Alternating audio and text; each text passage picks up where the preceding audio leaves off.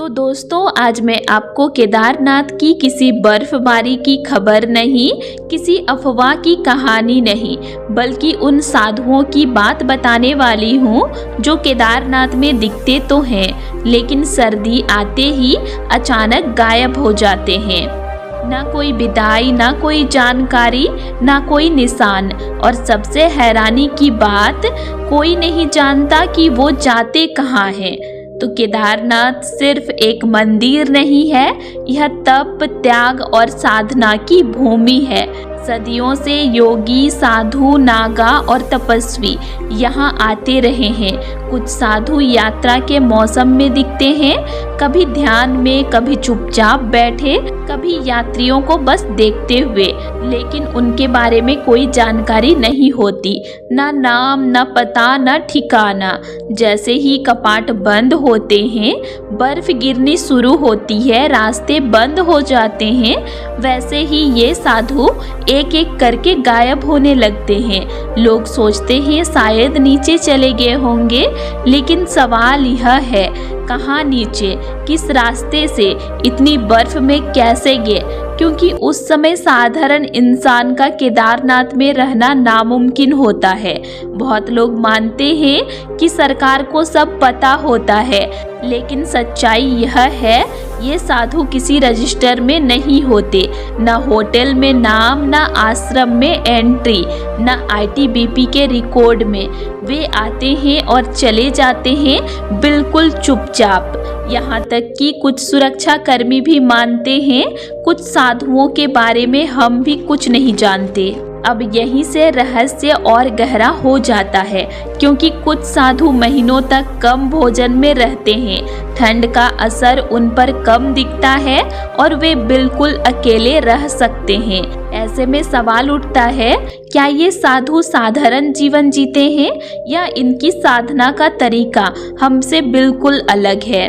केदारनाथ के आसपास के पुराने स्थानीय लोग कहते हैं, कुछ साधु केदारनाथ को सिर्फ स्थान नहीं, साधना का द्वार मानते हैं।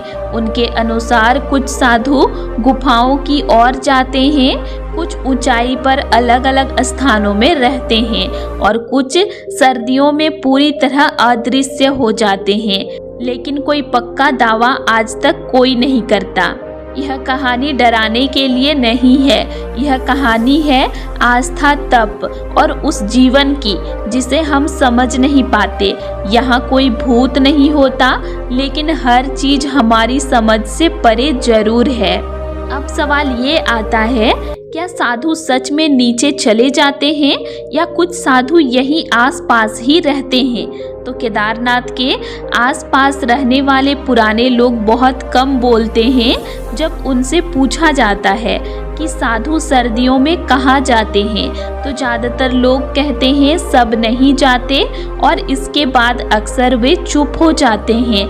यह चुप्पी कई सवाल खड़े करती है। केदारनाथ क्षेत्र में छोटी बड़ी कई प्राकृतिक गुफाएं हैं, कुछ बहुत ऊंचाई पर, कुछ आम रास्तों से दूर।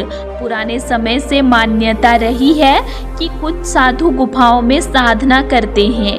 ये गुफाएं आम यात्रियों की पहुंच से बाहर होती है, बर्फ से आंशिक रूप से ढकी रहती है और अंदर का तापमान बाहर से अलग होता है, इसीलिए कुछ साधु यहाँ रह पाते हैं। यहीं पर सबसे बड़ा सवाल आता है, माइनस तापमान, लगातार बर्फ, ना बिजली ना सुविधा, तो कोई इंसान कैसे रह सकता है? तो दोस्तों, साधु जीवन में शरीर से ज़्यादा मन पर नियंत्रण होता है, कम भोजन, लंबा ध्यान और अभ्यास। इसी कारण कुछ साधु ठंड को साधारण इंसान की तरह महसूस नहीं करते। केदारनाथ को सिर्फ यात्रा स्थल मानना गलत होगा। यह जगह एकांत, शांति और गहरी साधना के लिए जानी जाती है। सर्दियों में कोई शोर नहीं, कोई भीड़ नहीं, कोई व्यवधान नहीं, इसीलिए कुछ साधु जानबूझकर इसी समय को चुनते हैं। कुछ सुरक्षा कर्मियों ने अनौपचारिक बातचीत में बताया है, कभी कभी बर्फ के बीच दूर से किसी के चलने के निशान दिखते हैं, लेकिन जब पास जाकर देखा जाए या अगली सुबह जाया जाए तो वहाँ कोई नहीं होता, न कोई डर न कोई दावा, बस एक अजीब सी अनुभव। क्योंकि ये साधु किसी नियम में नहीं आते, वे प्रचार से दूर रहते हैं और अपनी पहचान छुपाकर रहते हैं। सरकार या प्रशासन के पास उनकी जानकारी रखना अनिवार्य भी नहीं होता, इसीलिए यह सब किसी फाइल में नहीं मिलता। कुछ लोग मानते हैं केदारनाथ की भूमि साधारण नहीं है। यहाँ तप, त्याग और साधना का वातावरण है, जहाँ हर चीज हमारी समझ में आए ये जरूरी नहीं है। इसके बाद एक सवाल आता है, क्या कभी किसी ने इन साधुओं से बात की है, और अगर की है तो उन्होंने क्या कहा? तो हर साल यात्रा के दौरान कुछ यात्री ऐसे साधुओं से मिलते हैं जो ज़्यादा बोलते नहीं, सवालों का सीधा जवाब नहीं देते और भविष्य की बातें बहुत साधारण शब्दों में कह देते हैं। कुछ यात्रियों ने बताया, हमने पूछा सर्दियों में आप कहाँ जाएंगे, तो साधु ने बस इतना कहा, जहाँ बुलावा होगा। न जगह बताई, न रास्ता, न समय बताए। एक स्थानीय व्यक्ति ने बताया, कुछ साधु यहाँ रहने के लिए इजाज़त नहीं मांगते और जाने के लिए बताते भी नहीं। जब उनसे पूछा गया क्या वे डरावने होते हैं, तो जवाब मिला, नहीं, बस अलग होते हैं। यह अलग शब्द सबसे ज़्यादा रहस्यमय है। जिन लोगों ने इन साधुओं से बात की है वे एक बात जरूर कहते हैं, ये साधु बहुत कम शब्दों में बहुत गहरी बात कह देते हैं। जैसे समय आने पर रास्ता खुलता है, सबको सब दिखे जरूरी नहीं, यह जगह सबके लिए नहीं है। इन बातों का मतलब तुरंत समझ नहीं आता, लेकिन बाद में मन में गूंजता रहता है। सबसे अजीब बात, कई लोगों ने कहा, हमने साधु को शाम को देखा और सुबह वह वहाँ पर नहीं था, न पैरों के निशान, न सामान, न कोई संकेत, ऐसे जैसे वे आए ही नहीं थे।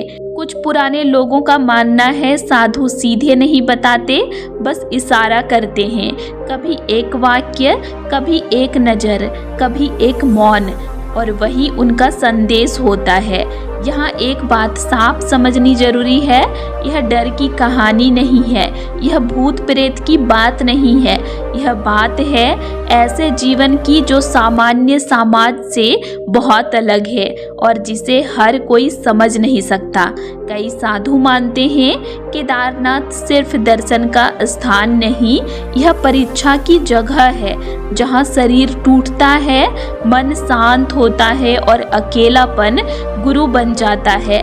इसीलिए कुछ लोग यहाँ रुकते हैं और बिना बताए चले जाते हैं। केदारनाथ आज भी शरीर की परीक्षा लेता है, मन की परीक्षा लेता है और धैर्य की परीक्षा लेता है। जो सिर्फ घूमने आता है वह दर्शन करके लौट जाता है, लेकिन जो समझने आता है वह कुछ बदल कर लौटता है। शायद केदारनाथ के साधु हमें यह सिखाने आते हैं कि हर यात्रा दिखने के लिए नहीं होती, कुछ यात्राएं अंदर की होती है और जब वह यात्रा पूरी हो जाती है तो बिना बताए चुपचाप आगे बढ़ जाना ही साधना है। अगर आपको यह कहानी डरावनी नहीं बल्कि शांत लगी तो समझ लीजिए आपने इसे सही भावना से सुना है। केदारनाथ सिर्फ एक धाम नहीं, यह आस्था, तप और मौन की भूमि है। इसी के साथ दोस्तों आज तारीख हो गया 24 जनवरी और अभी केदारनाथ धाम पूरा शांत है, चारों तरफ बर्फ ही बर्फ है, कोई भी श्रद्धालु अभी वहां पर नहीं है, पूरा सन्नाटा छाया हुआ है। और 2 महीने के बाद केदारनाथ धाम का कपाट खुलेगा, तो जो भी श्रद्धालु यात्रा करना चाहते हैं 2026 में वो तैयारी पर लग जाइए क्योंकि ज़्यादा टाइम नहीं है। तो दोस्तों आज के लिए इतना ही और आप लोगों को मेरा आज का इन्फॉर्मेशन कैसे लगा ये मुझे कमेंट करके ज़रूर बताइएगा। और वीडियो अच्छा लगा तो वीडियो को लाइक कीजिएगा और साथ ही चैनल को सब्सक्राइब भी ज़रूर कर लीजिएगा। और अगर आप लोगों को केदारनाथ धाम से रिलेटेड और भी वीडियोस देखने हैं तो मेरे चैनल में अपलोड हैं, आप उनको भी देख सकते हैं। तो चलिए फिर मिलते हैं एक नई वीडियो के साथ। Thanks for watching.